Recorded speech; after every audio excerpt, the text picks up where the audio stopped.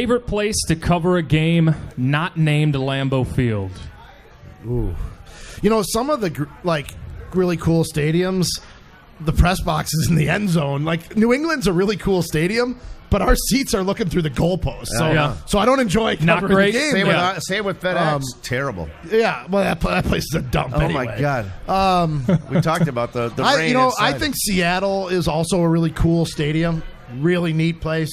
Our seats are only okay there, but I think Arrowhead is fun. Yeah, it's loud. It's old school. Yeah. But, boy, I mean, the atmosphere in Seattle, that's the loudest outdoor stadium I've ever been. My least favorite place to cover a game was by far the Metrodome. Yeah. It was so loud and fake loud, just completely that Guns N' Roses song over and over. The horn. And what bothered me most was we are midway up, and the stands are literally 6 feet in front of you. Right. And it was a great viewpoint from the 50-yard line and low, but people would walk right in front of you. People are walking right by you. Yelling at Ted Thompson, who's sitting behind us. And it's open air, so they'd be able to turn and yell at us. That was the most uncomfortable thing I'd ever seen. Was the first game after Favre. I don't know if he was the year he got traded or the year he was actually playing for the Vikings. But fans, Ted, I don't know if a lot of people know this, but the GM and the president, Mark Murphy, they sit in the press box on the road. I didn't realize that before I covered the NFL. And people are just yelling at Ted. I actually kind of felt bad for him. My first realization was that when these guys sat in the press box with us was my first road game at Chicago in 1997. I had never covered an NFL game before. I'm at Chicago, and there's a Packers player gets hurt on a kickoff, and I hear this. And press box is a quiet place. You're supposed to be. I hear this voice from behind me saying, "Drag him off the field and let's play." And I didn't want to turn around, and I nudged Pete Doherty. I said, "Who was that?" He goes, "It was Wolf." I go, "Ron Wolf? About his own player?" He goes, "Yep." Ron Wolf said, "That's great. Drag him off the field and let's play." About one of his own guys. Wolf was he was vicious. Hired in November of 91. Yeah. Lindy's team was tanking badly. Yeah. We all know that.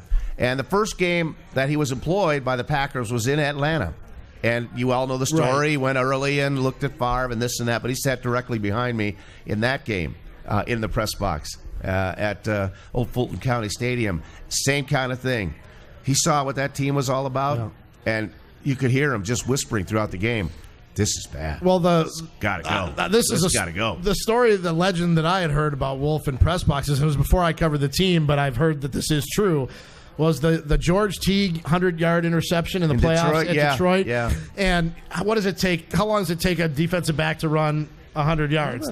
10, 12 seconds? Yeah, it should be. Whatever it is. As I got to stand up to do what Wolf did, but as he's returning it, Wolf stands up in the press box and he's yelling, "Shove it up there, blank! Shove it up there, blank!" The whole time that he's running down.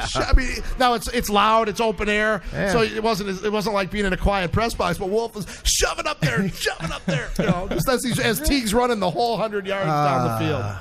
I miss that emotion. Yeah, here's the thing, though. That never would happen anymore because somebody in the press box would film it. It would end up on social media. Yeah. But the raw emotion, we still hear, you'll hear, the scouts that sit behind us on the road slam their fists when something doesn't go right, or. But it's interesting. It's an interesting thing that people would never. I just never realized that those guys sat in the press box. Yeah.